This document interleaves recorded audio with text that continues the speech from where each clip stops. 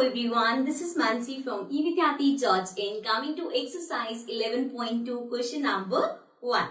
So now in this question we have find the area of each of the following parallelograms. अब आपको parallelograms given है, उसका आपको area find out करना है. So you can see यहाँ पे हमारे पास एक parallelogram है. Now the first thing come is कि area of parallelogram होता क्या है. So area of parallelogram is equals to base into height.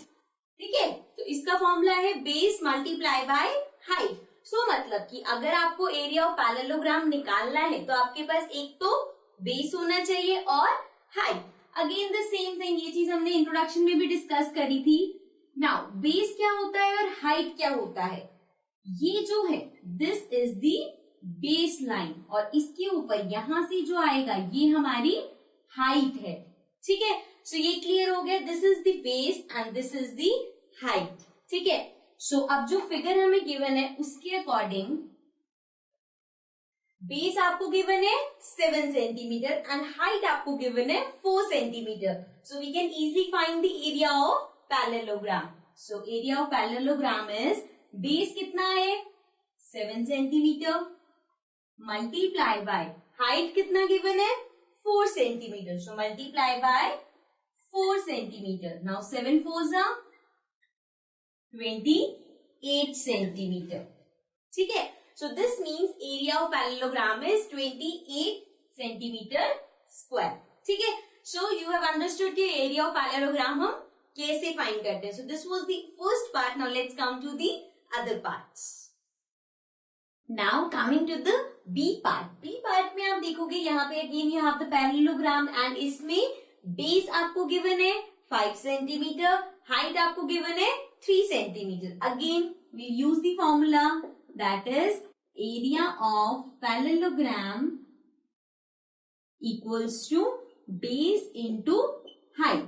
ठीक है, नाउ बेस कितना है 5 सेंटीमीटर. सो ये हो गया 5 मल्टीप्लाई बाय हाइट कितनी है 3 सेंटीमीटर. सो ये हो जाएगा into 3. So now 5 3s are 15 centimetre square means area of parallelogram is 15 centimeter square.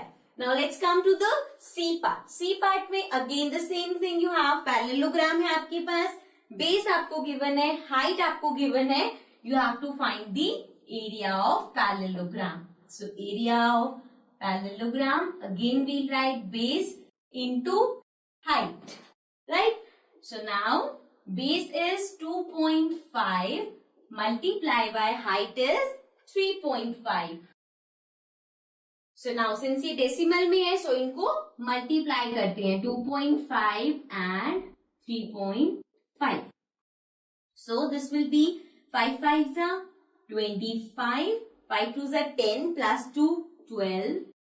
Then 3 into 5 is 15, 3 into 2 is 6 plus 1 7.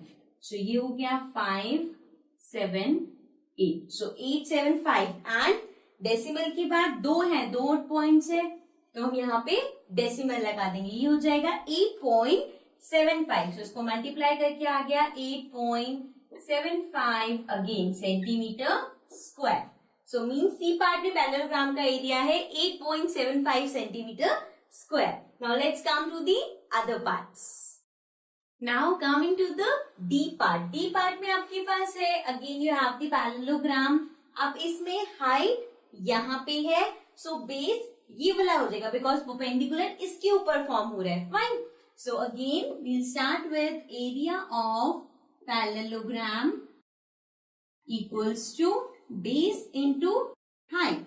Now base क्या है 5 सेंटीमीटर एंड हाइट क्या है 4.8 centimetre.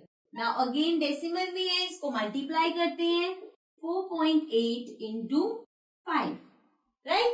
So 5 into 8 is 40, 5 4s are 20 plus 4 24 और यहाँ पे point के बाद एक ही नंबर है सो यहाँ पे डेसिमल लगेगा. So this will come as 24 centimetre square. Okay, so now let's come to the E part.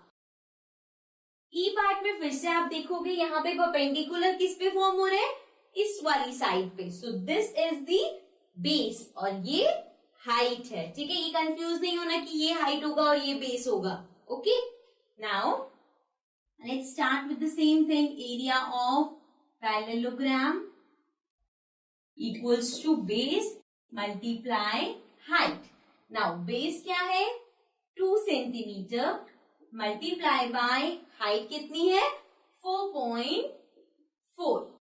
ठीक है, अब इसे मल्टीप्लाई करते हैं, यहाँ डायरेक्ट भी कर सकते हैं और इफ यू वांट तो आप रफ वर्क में अलग से करके देख सकते हो। सो 4.4 इंटू 2, 2 4 जा 8, 2 4 जा 8 एंड पॉइंट कहाँ आएगा, यहाँ।